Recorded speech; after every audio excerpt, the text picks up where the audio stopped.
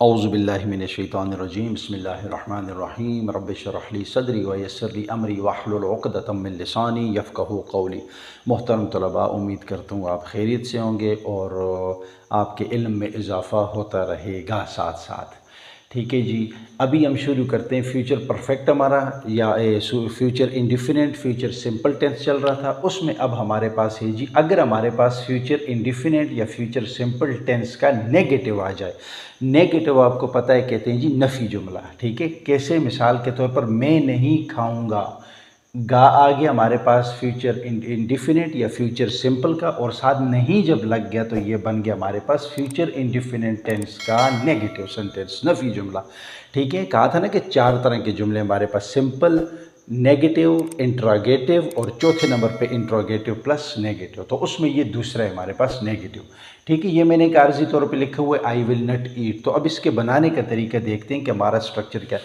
Subjects वही हमारे पास I, we, you, they, he, she, it, और उनके साथ वर्ब लगे, हेल्पिंग वर्ब लगेगा विल। ठीक है, तो ये विल क्यों लग रहा है, शेल क्यों आजकल नहीं लग रहा, इसके बारे में पिछले लेक्चर में बात हो गई है। तो अब देखते हैं जी स्ट्रक्चर इसका। हमारे पास नेगेटिव आ जाए फ्यूचर का तो उसमें हमारे पास स्ट्रक्चर क्या होगा, किस तरतीब से हमारे पास जुमला बनेगा। सबसे पहले हमारे पास आएगा जी सब्जेक्ट, दूसरे नंबर पे हमारे पास आएगा जी विल, फिर उसके बाद लगेगा नट। नट क्यों लगेगा? क्योंकि जुमले में नहीं आ रहा है। देखिए, नहीं नहीं नहीं नहीं, यहाँ पर भी नहीं। तो फिर उसके बाद वही सिंपल तरीका, वर्ब की फर्स्ट फॉर्म। अब देखते हैं जी जुमले बनाते हैं। इस फार्मूले को देखते हुए बनाते हैं जी negative sentences of future indefinite tense. मैं नहीं आऊँगा, सबसे पहले देखूंगा जी सब्जेक्ट कौन सा है। सब्जेक्ट है जी मैं के लिए इस्तेमाल होता है आई।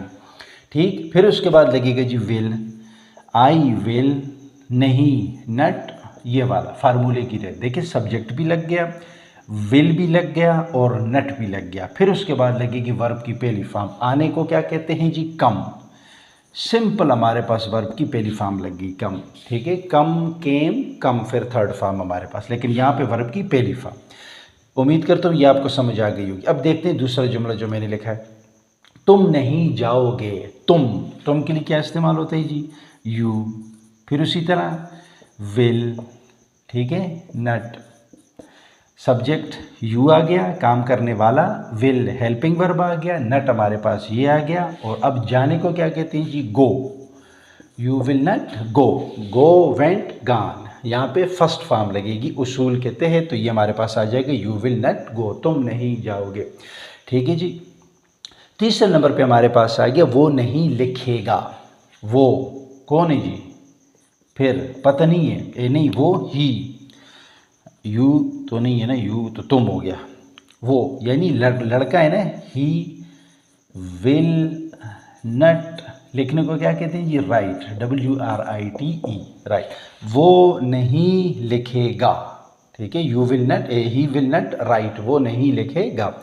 3 तरह के जुमले हो गए। अब इसमें सब्जेक्ट और वर्ब आप चेंज करके जुमले मज़ीद भी ख़ुद बना सकते हैं, लेकिन जो बेसिक चीज़ है स्ट्रक्चर वो मैंने आपको बता दिया है, और मकसद यही है कि आपको स्ट्रक्चर की समझ आ जाए। बाकी जुमले आप ख़ुद बना सकते हैं प्रैक्टिस के ज़रिए से। आखिरी देखते हैं जी, सलीम नहीं खेलेगा। हेल्पिंग, ये सब्जेक्ट कौन आ रहा है? सलीम। सलीम विल लग गए जी, हेल्पिंग वर्ब, फिर आएगा जी नट। खेलने को क्या कहते हैं? प्ले। सलीम नहीं खेलेगा, कुछ है ना तरतीब है, कुछ मैच है किसी जगह पे, तो वो हम कहते हैं जी सलीम इस मैच में नहीं खेलेगा। सलीम को हम रेस्ट देना चाहते हैं, सलीम की जगह जो है तो इदरीस को खिलाना चाहते हैं, वगैरह वगैरह। तो यहाँ पे सलीम को रेस्ट दे दिया है। समझ आ गई? उम्मीद करता हूँ आपके स्ट्रक्चर की भी समझ आ गई होगी और जुमले की भी समझ आ गई होगी। और ये नेगेटिव क्या होते हैं, पर ये इंट्रोगेटिव क्या होते हैं, इंट्रोगेटिव प्लस नेगेटिव क्या होते हैं, इन सब की आपको मुफस्सल तरीके से समझ आ गई होगी। फिर आपको बता रहा हूँ कि ये जुमले में आसान इसीलिए लिख रहा हूँ कि ये बिगिनर्स के लिए हैं, उनके लिए जो बिल्कुल नए नए इंग्लिश सीखना चाहते हैं, इसलिए ताकि कि उनको समझ आ सके कि सब्जेक्ट क्या चीज़ होती है, हेल्पिंग वर्ब क्या चीज़ होती है, नट क्या चीज़ होती है, और हमारे पास वर्ब की जो फॉर्म्स आती हैं वो क्या होती हैं। ठीक है, अब इसके अलावा आप ख़ुद जुमले बनाएं, सब्जेक्ट लें अपनी मर्ज़ी का, जो 8 सब्जेक्ट हैं हमारे पास, उनमें फिर आप वर्ब लगाएं अपनी मर्ज़ी का। फिर उसके बाद आप इस फार्मूले के तहत जुमलों को बनाएं और इसको प्रैक्टिस में लाएं। जब प्रैक्टिस करेंगे तो ये चीज़ हमारे लिए आसान होगी। उम्मीद करता हूँ आपको इसकी समझ आ गई होगी।